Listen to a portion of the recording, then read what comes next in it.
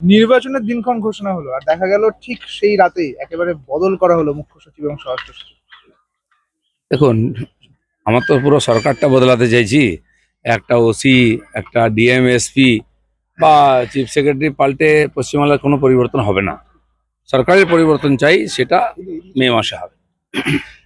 হিংসামুক্ত vote করাতে বদ্ধপরিকর নির্বাচন কমিশনার, এবং যেরকম দেখা যাচ্ছে গত ইলেকশনগুলোতে যে পর্যবেক্ষকরা ঠিক আগে আসে, কিন্তু এখন থেকে দিনক্ষণ ঘোষণা হওয়ার পর থেকে আসতে শুরু করে দিয়েছে পর্যবেক্ষকরা। মানে একটা ধরুন, এই ধরনের কথা বা এই সমস্যাগুলো যেগুলো আমরা ফেস করি এখানে, আপনারাও জানেন, বারবার আমরা নির্বাচন কমিশনকে লিখে জানাই, কিন্তু জাস্ট একটা ফর্মালিটি হিসাবে ওটাকে করে দেওয়া হয়, একটু চেঞ্জ করে দেওয়া হলো, কিন্তু সেই জন্য বাস্তব পরিস্থিতি কোনো পরিবর্তন হয় না। সেই জন্য ফ্রি ফেয়ার ইলেকশন এখানে সম্ভবই হয় না। আর সেটা আমার মনে হয় এবারে হবে না। সেই জন্য এসআইআর থেকে কাজটা শুরু হয়েছে ছাঁটাই। আমার মনে হয় সেন্ট্রাল ফোর্সকেও ঠিকঠাক ডিপ্লয় করা হবে, ব্যবহার করা হবে। কলকাতায় সেদিন যে ঘটনা ঘটেছে, আর আমাদের পার্টির গাড়িকে আক্রমণ করা হয়েছে, মারপিট করা হয়েছে, পুলিশ পালিয়ে গেছে। পুলিশকে ইঁট খেতে দেখিনি, কিন্তু আহত হতে দেখেছি আমরা। মন্ত্রীকে কখনো ইঁট খেতে দেখলাম না, কিন্তু চারিদিকে চোট। যে আগে স্টিকার লাগিয়ে এসেছিল, পরে দেখি ব্যান্ডেজ লাগিয়ে সে বাইট দিচ্ছে। এগুলো আমরা দেখেছি, কিন্তু এই ঘটনাটা হয়েছে তখন পুলিশও ছিল না, আর তখন সেন্ট্রাল ফোর্সও ছিল না। কেন এই পরিস্থিতি অনেকক্ষণ ধরে চলেছে, কেন সেন্ট্রাল ফোর্সকে ইউজ করা হয়নি? স্বাভাবিকভাবে আমরা কমপ্লেন করেছি এবং নির্বাচন কমিশন তার জানতেও চেয়েছেন। এই ধরনের ঘটনা লাগাতার হয়, সেন্ট্রাল ফোর্সকে খুঁজে পায় না। এর আগে আমাদের যাত্রার সময় জামুরিয়াতে হয়েছে, বারাবণীতে হয়েছে, সেখানে গাড়ি আটকে দেওয়া হয়েছে, বাজারে ভীষণ মারপিট হয়েছে, গাড়ি ভেঙে দেওয়া হয়েছে, সেন্ট্রাল ফোর্সকে অ্যাক্টিভ হতে দেখিনি। বলছি, সাধারণ মানুষের কথা ভেবে মুখ্যমন্ত্রী মমতা বন্দ্যোপাধ্যায় গ্যাস নিয়ে আজকে রাজপথে না। যারা যারা গ্যাস নিয়ে প্রতিবাদ করছে, ইলেকশনে সবার গ্যাস বেরিয়ে যাবে, আমি বলে দিচ্ছি।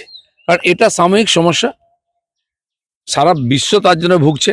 একটু পাশের দেশগুলো খোঁজ করুন না, তেল গ্যাসের কি অবস্থা আছে।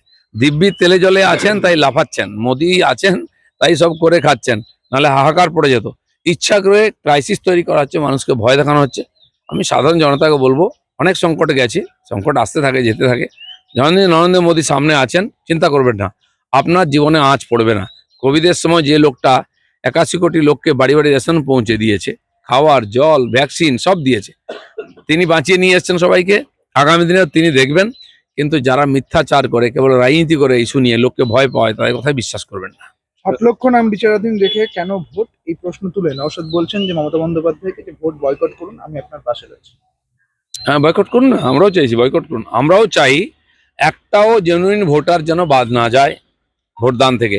বহু ভোটার বাদ গেছে আমাদের পার্টির, সে বুথ প্রেসিডেন্ট থেকে আরম্ভ করে নেতা, তাদেরও নাম কেটে দেওয়া হয়েছে। তাদের জন্য অ্যাপ্লাই করেছি আমরা, ডিএমরা নিচ্ছে, কিছু করছে না। এটা রাজ্য সরকারের চক্রান্ত যেন হচ্ছে, সেজন্য আমরাও চাই এই 60 লক্ষ ভেরিফিকেশন তো হোক। এছাড়াও বহু লোক বাদ গেছে, তাদেরও ভেরিফিকেশন হয়, তাদেরকে আবার নাম ঢোকানো হোক, সে রাস্তা রাখা হোক। বলছি, নির্বাচনের নির্ঘণ্ট বাজার বেশ কয়েক মুহূর্ত আগে বকেয়া ডিএ দেওয়ান নাম করে মুখ্যমন্ত্রী। কিন্তু মুখ্যমন্ত্রী সব ব্যাপারে মরার সময় হরির নাম।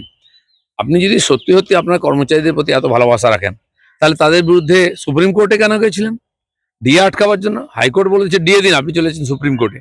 আর এখন দেখলেন যে আর রাস্তা নেই, এই ছুড়ে দিচ্ছেন মুখের সামনে রুটি দিয়ে, একেবারে শেষ মুহূর্তে ঘোষণা করছেন। আর যদি সত্যি সত্যি তাদের প্রতি দরদ আছে, আপনি কেন আগে ঘোষণা করলেন না ডিএ? কত দেবেন, কবে দেবেন, ক্লিয়ার করেননি কেন? এ সবই ছকবাজি ইলেকশনের জন্য।